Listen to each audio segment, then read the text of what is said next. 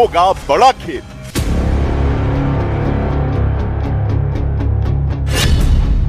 जिद पर अड़ा ईरान, फिर मचेगा कोहराम।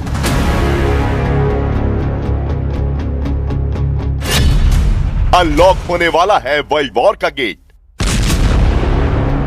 सीज फायर के दौर का पहला और सबसे अहम पड़ाव यानी पाकिस्तान का शहर इस्लामाबाद। पूरी दुनिया की नजरें उन चेहरों पर टिकी थी जिन्हें शांति वार्ता से पहले गर्मजोशी से गले लगते हुए और हाथ मिलाते हुए देखा गया था। लेकिन घड़ी के कांटे जैसे जैसे आगे बढ़ते गए, उम्मीदें पीछे छूटती चली गईं। 21 घंटे लंबी इस मैराथन बातचीत में जेडी वेंस और ईरानी प्रतिनिधि मंडल आमने सामने बैठे रहे, लेकिन हर दौर के बाद सिर्फ मतभेद ही बाहर आए।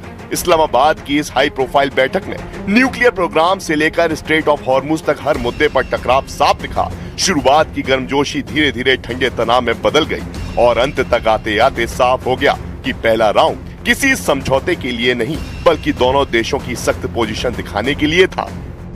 Whatever shortcomings in the negotiation, it wasn't because of the Pakistanis who did an amazing job and really tried to help us and the Iranians bridge the gap and get to a deal. We have been at it now for 21 hours, and we've had a number of substantive discussions with the Iranians. That's the good news. करीब 2 minute की press conference में JD Vance का चेहरा ही बहुत कुछ बता रहा था कि मीटिंग के भीतर क्या हुआ। शब्द भले संतुलित थे, लेकिन संदेश साफ था। बातचीत हुई पर भरोसा नहीं बना। वेंस ने ठोस और अहम डिस्कशन की बात जरूर की, लेकिन साथ ही ये भी जता दिया कि ईरान ने अमेरिका की शर्तों को स्वीकार नहीं किया। इस्लामाबाद में हुई इस बैठक के बाद उनका लहजा साफ संकेत दे रहा था कि वॉशिंगटन अब सिर्फ बातचीत से संतुष्ट नहीं होगा। अब अगला कदम या तो और सख्त दबाव होगा या फिर ऐसी शर्तें जिन्हें मानना ईरान के लिए और मुश्किल हो जाएगा। The bad news is that we have not reached an agreement, and I think that's bad news for Iran much more than it's bad news for the United States.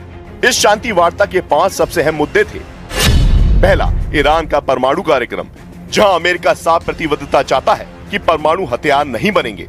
दूसरा, स्ट्रेट ऑफ हॉर्मुज, दुनिया की तेल supply की lifeline, जिसे हर हाल में खुला रहना जरूरी है।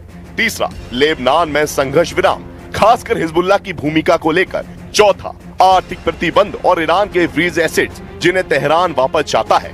और पांचवा, पूरे मिडिल ईस्ट की क्षेत्रीय सुरक्षा, जहां हर कदम का असर कई देशों पर पड़ता है।